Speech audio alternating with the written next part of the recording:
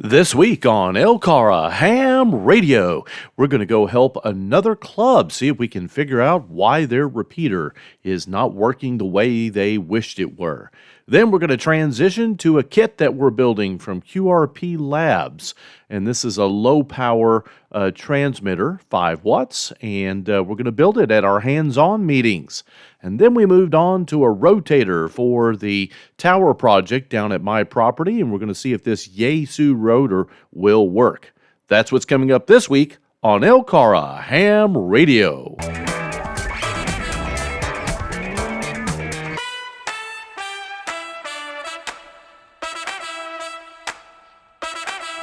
Well, we headed out to the Mammoth Cave Amateur Radio Club's location, and we got a chance to take a look at another repeater site that isn't ours. Now, this is one of the things that Chris and I talk about in many of our videos, clubs helping other clubs.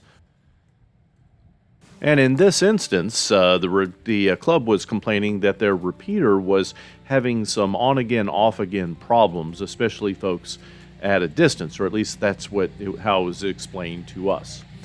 One of the things you've got to be careful of is, checking the things you can check and then not jumping to conclusions.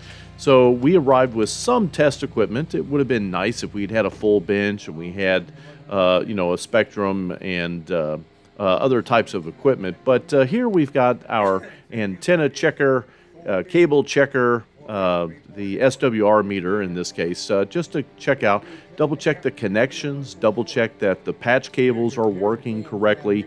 All of this can be checked and is relatively easy. But one of the things you'll find is that some of these clubs that do quite a service with their community, some of their members are getting older. They may not be able to get out to the repeater sites as quickly as they would like, or whoever is responsible for the equipment isn't able to get out there and check the equipment. So you ask another club who may have the equipment, and in this case, KI4RWO, a tower climber.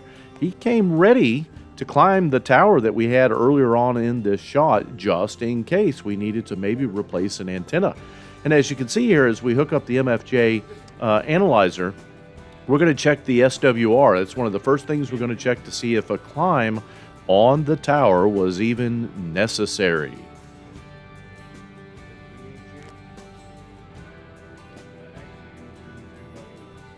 Now, of course, none of this is our equipment. We don't know how it's configured. We later on got the frequency that this repeater uses, but ultimately it comes down to just checking again the things you can check. So as we look at the meter here, the LCD display, AC4DM is going to turn the magical knobs, and we're going to get a feel for what is the SWR for the antenna hooked up to the 2-meter repeater.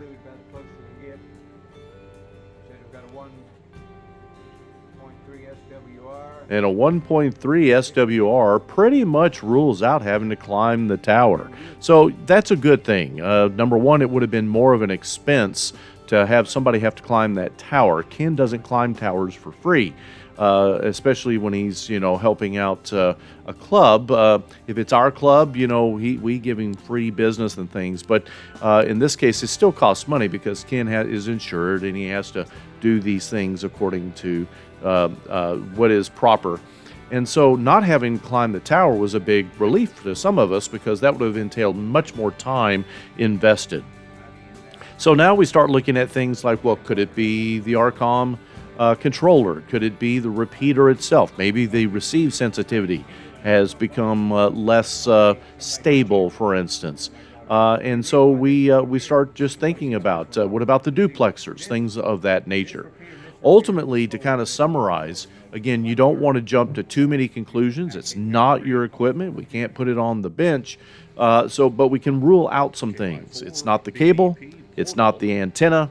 So therefore, it must be something before the signal goes out of the repeater. So it would be a good idea to put that repeater on the bench and then ultimately see if you can throw a test signal at it and a tone and see how it does. This is K1CH monitoring. I'm here in your transmission line here, just almost within sight of the repeater over close to Barron County High School.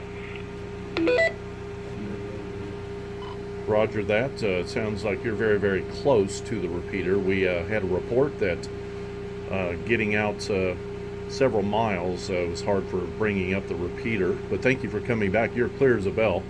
And we're hoping for somebody a little further out can give us a repeater check, radio check. Thanks so much.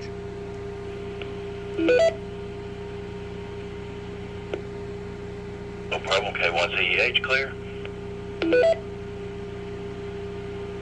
He's just a mile down the road, isn't he? Yeah, Yankee 4 Bravo Charlie. I got you loud and clear out here at Temple Hill area. 4 out, as you've been having trouble. What's your distance as a crow flies from those places?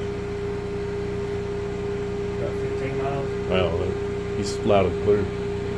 Just a little bit breaking up. Yeah. That could be on his end. Right.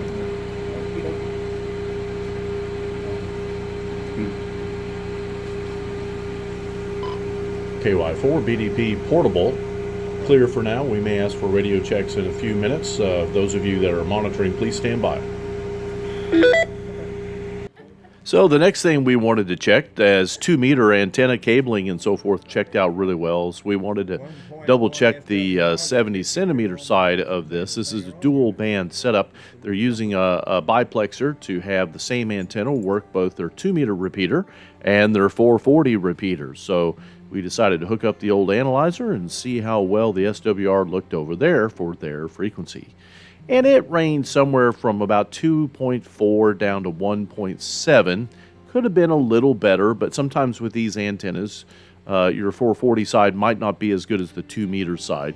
And we're not even sure which antenna up on the tower they were using. Again, remember, it's not our setup. So we want to be careful not to make too many suppositions. But in any event, we did check it. Again, from a cabling and antenna standpoint, anything below 3 is pretty much considered not the issue. So we pretty much let the club know you probably want to take a look at this 2-meter repeater and maybe gather a little bit more information about what types of systems were being used, if they were complaining about not able to get in, and maybe we'll come back. But at least we checked out the physical layer, as we like to say in IT, and nothing was found terribly wanting during our check. And one club helping another.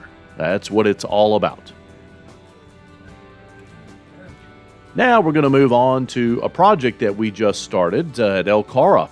This is QRP's lab's little kit that you can purchase. It does nothing but digital modes.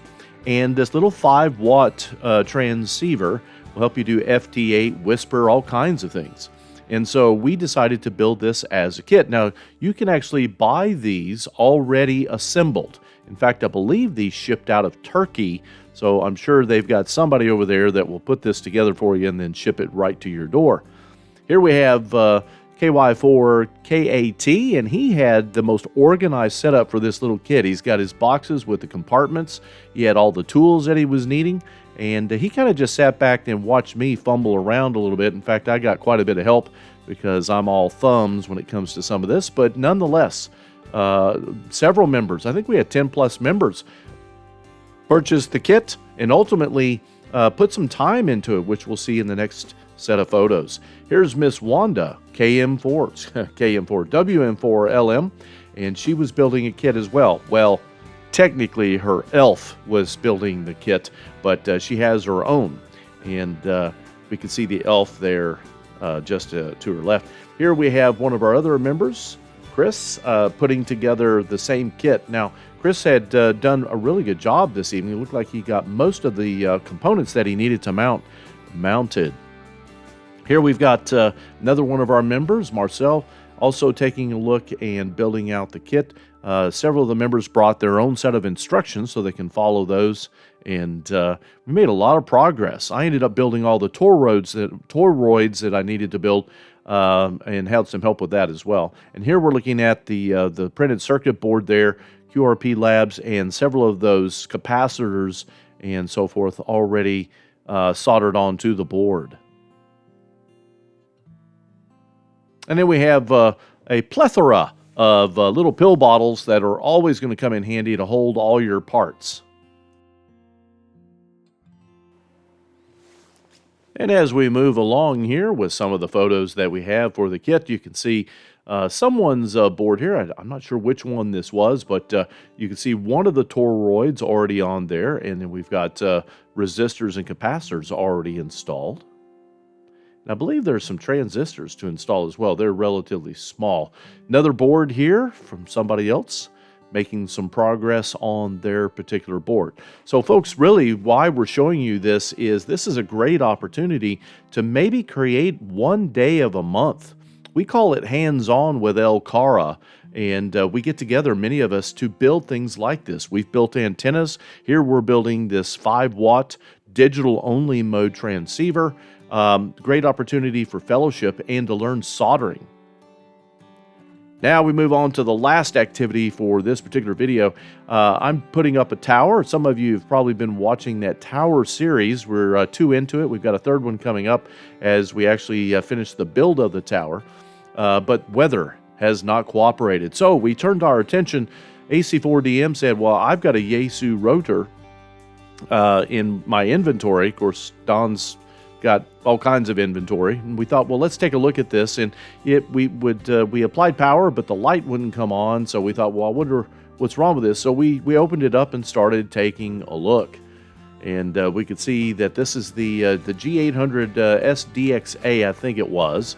And we're going to have to open this up to get an idea of what might be wrong with it. So out comes the screwdriver, and AC4DM gets to work. Now, one of the things about this tower build, because I'm new to this, like many things in ham radio, I've never had a rotor, I've never had a tower for that matter, and just talking to some of the guys that have been in the hobby longer than me, the Elmers, we got to talking about different rotors that are out there for the size of antenna, your wind load, things like that.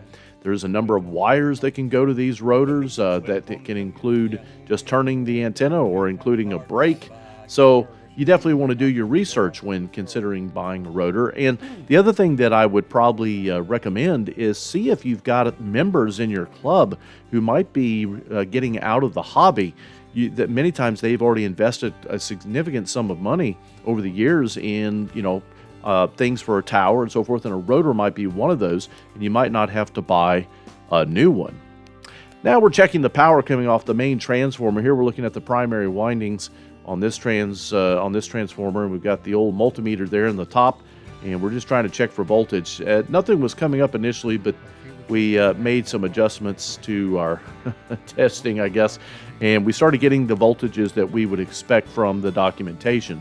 In fact, we had to go download the documentation for this particular rotor.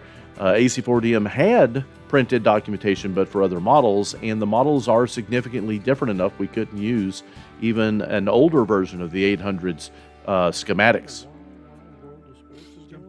So again, we're checking voltages just to make sure that power is getting in, because the light didn't even come on this particular rotor, this controller for the rotor.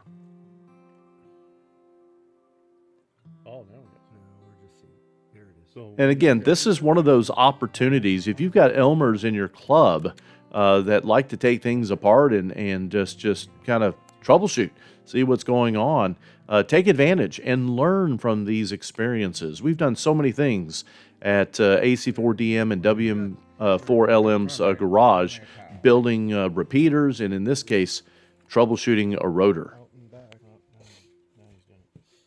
Ultimately, folks, what ended up happening is we found that the voltage came right up to the voltage regulators and then just quit. And that didn't make sense. Voltage regulators looked fine, but there was no voltage going across the pins. And we couldn't see the other side of this board, this printed circuit board. So we're not showing it here, but ultimately we actually took this apart a little bit further and got the printed circuit board that's actually not in this shot. And we could see where lightning had probably struck this rotor, and we could see burn marks on the chassis from the board over to the chassis. So the board was fried that had most of the surface mount components on it, and therefore this particular rotor was out of commission.